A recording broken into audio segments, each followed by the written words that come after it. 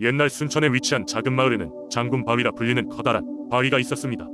이 바위는 마을 사람들에게 특별한 의미를 지닌 곳이었는데 그 이유는 바로 순천을 지켜주는 수호신이 바위에 깃들어 있다고 전해졌기 때문입니다. 이 장군바위에 얽힌 전설은 지금으로부터 수백 년 전으로 거슬러 올라갑니다.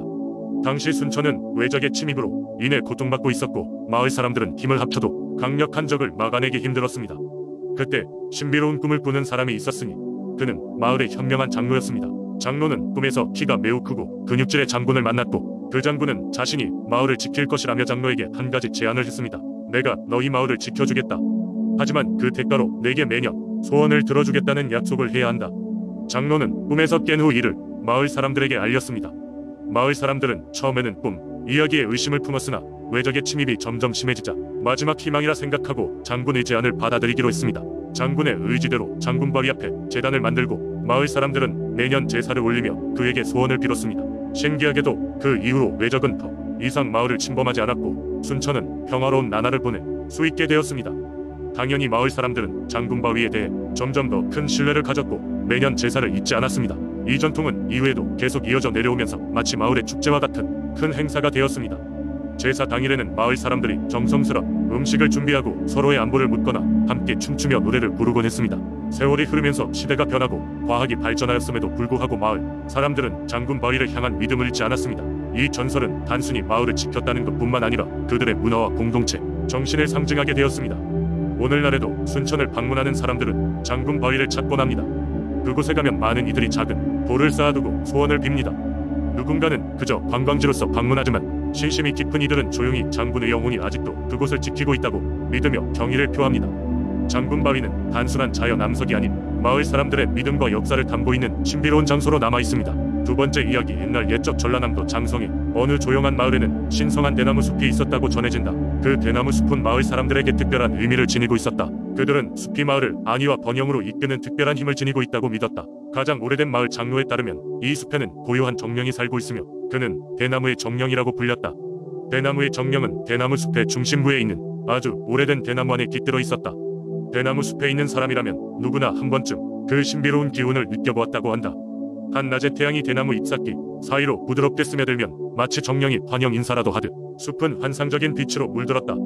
장성 사람들은 매년 봄 대나무 축제라는 특별한 축제를 열었다. 이 축제는 정령에게 감사의 마음을 전하는 의식으로 가득 찬 축제였다. 축제가 시작되면 마을 사람들은 숲 가장자리에 모여 전통 의상을 입고 신성한 춤과 노래를 통해 정령에게 경의를 표했다. 그들은 풍성한 쌀과 곡식 그리고 맛있는 음식들을 마련하여 숲 가장자리의 제단에 올려두었다.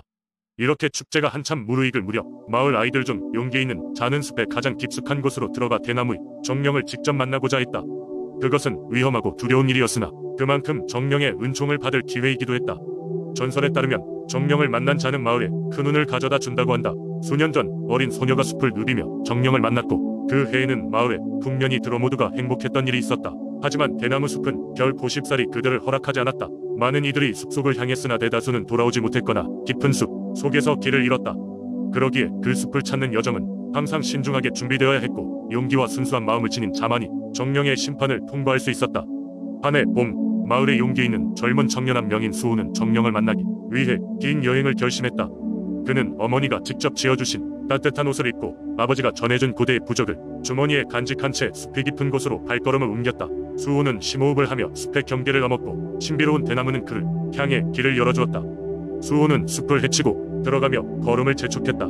대나무 숲은 시간이 지남에 따라 점점 더 두꺼워졌고 수호는 여전히 그 길을 놓치지 않았다. 그가 숲의 중심부에 도달했을 무렵 갑자기 신비로운 바람이 불어와 그의 뺨을 스치고 대나무는 마치 속삭이듯 소리내기 시작했다. 수호는 조심스레 숲의 소리에 귀를 기울였고 그 순간 대나무의 정령이 모습을 나타냈다. 정령은 대나무와 흡사한 푸르른 빛을 띠고 있었으며 부드러운 미소를 지으며 수호에게 다가왔다. 그는 수호의 진심을 느꼈고 마을과 자연에 대한 그의 고귀한 마음에도 감동했다. 정령은 수호에게 임무를 주며 말했다. 언제나 마을과 자연을 소중히 여기는 자에게 나는 은총을 내릴 것이다. 경외를 잃지 마라. 수호는 머리를 숙이며 감사의 마음을 전했고 정령은 그의 손에 펜던트를 쥐어주었다. 그것은 마을에 풍년을 가져다 줄 신비한 힘을 가진 펜던트였다. 수호는 귀향하자 정령의 신뢰와 축복을 받았음을 전했고 마을 사람들은 새로운 전설이 출현해 기뻐하며 그의 이야기를 오래도록 기억하게 되었다. 그해 장성은 풍작을 맞이했고 마을 사람들은 앞으로도 대나무 숲의 신비를 오랫동안 소중히 여기게 되었다. 이렇게 장성의 대나무 정령 이야기는 새로운 세대에게 전해지며 마을의 전통으로 남았다. 그들은 매년 대나무 축제를 여러 숲의 보호자에게 감사하며 정령의 축복을 기리며 마을의 번영을 기원했다. 세 번째 이야기, 깊은 산속에 자리잡은 영월은예로부터 신비로운 이야기와 전설의 고장으로 알려져 있었습니다. 그 중에서도 9월이 되면 영월 주민들은 특별한 주의를 기울이곤 했습니다. 이는 바로 9월의 달빛 아래에서 만나게 되는 특별한 정령 때문이었습니다. 전설에 따르면 수백 년 전 이 지역에는 한 미모의 소녀가 살았습니다. 그녀의 이름은 아라였으며 그녀는 타고난 노래 실력을 갖고 있어 멀리서도 그 소리를 들으러 많은 이들이 몰려왔습니다. 하지만 그녀의 삶은 평탄하지 않았습니다. 젊은 나이에 부모를 잃고 홀로 남은 그녀는 마을의 구석진 곳 작은 오두막에서 살며 가끔씩 마을 행사에서 노래를 부르며 생계를 이어갔습니다. 그러던 어느 9월의 밤, 눈부신 달빛이 영월의 산과들을 비추고 있었습니다. 아라는 그날도 달을 보며 자신이 운명을 이야기하듯 노래를 불렀습니다. 그런데 갑자기 그녀의 주변을 환한 빛이 감싸더니 그 빛 속에서 한 노인이 나타났습니다. 그는 은빛으로 번쩍이는 옷차림을 하고 있었고 길게 흐르는 수염에서 달빛이 흐르고 있었습니다. 아라는 놀라움에 말을 잇지 못했지만 노인은 부드러운 목소리로 나의 소원이 무엇이냐고 물었습니다. 아라는 잠시 고민하다가 대답했습니다. 사람들에게 기쁨을 주는 노래를 계속 부를 수 있게 해주세요. 그리고 부모님을 다시 만날 수 있는 기회를 주세요. 노인은 빙그레 웃으며 아라를 연민 어린 눈으로 바라보았습니다. 너의 순수한 마음씨가 나를 이곳으로 불렀구나. 너의 소원은 이루어질 것이다. 하지만 그것에는 대가가 따를 것이다. 아라는 두려움 속에서도 수긍하며 대가가 무엇인지 물었습니다. 노인은 말했습니다. 너는 이 땅의 정령이 될 것이다. 하지만 사람들은 너의 노래를 영원히 기억하고 9월에 매달 뜨는 달빛 아래서 너의 목소리를 들을 수 있을 것이다. 그리고 나서 노인은 사라졌고 그 순간 아라도 같이 사라졌습니다. 이후로부터 영월에서는 매년 9월이 되면 달빛 아래에서 아름다운 노래가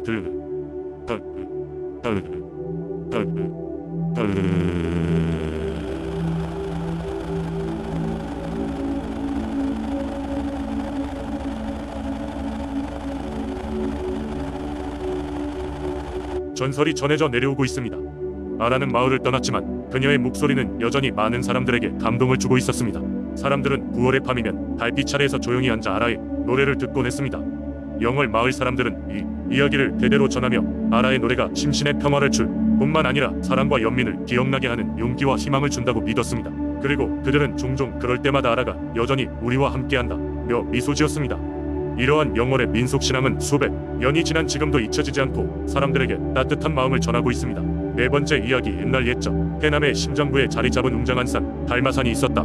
이 산은 그 빼어난 경치와 덕망 높은 인물들로 인해 이미 전국적으로 유명했지만 그 유명세의 배경에는 누구도 감히 범접하지 못할 신비로운 이야기가 숨어 있었다. 달마산의 깊숙한 곳에는 해남을 수호하던 거대한 용이 살고 있었다.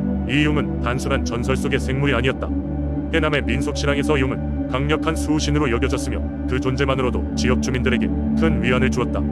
이 용은 하늘 높이 솟아오르는 웅장한 날개와 반짝이는 비늘을 가진 것으로 묘사되었으며 무엇보다도 용의 눈은 하늘을 꿰뚫어 보는 듯한 깊은 지혜를 가지고 있었다고 한다. 매년 봄 해남 사람들은 달마산의 용에게 풍요로운 한 해를 기원하는 의식을 거행했다.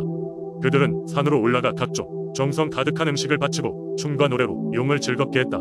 용은 그들의 정성을 느끼고 해남의 비와 햇빛을 적절히 내리게 하여 농사를 보호하고 바다에 물고기가 넘쳐나도록 도왔다고 한다. 그러나 어느 해에 심각한 가뭄이 해남을 덮쳤다.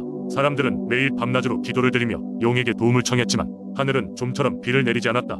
절망에 빠진 주민들은 달마산으로 몰려갔다. 그곳에서 모든 희망을 잃기 직전 갑자기 하늘은 구름으로 뒤덮였고 용이 웅장한 모습을 드러냈다.